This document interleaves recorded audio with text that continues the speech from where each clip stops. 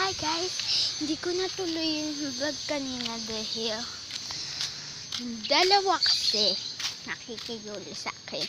So, papasyal ulit tayo. Ay, pupunta tayo. Wait. At nandito na tayo sa halaman. Yan. Ay! To the left! May nagbabike kasi. At mamimitas lang tayo dyan. Tada! Ang maganda.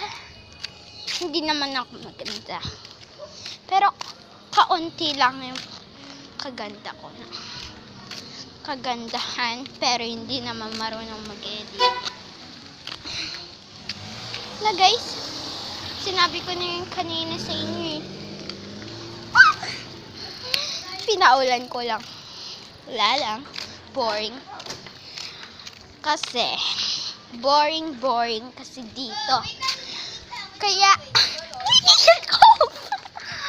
kakainis.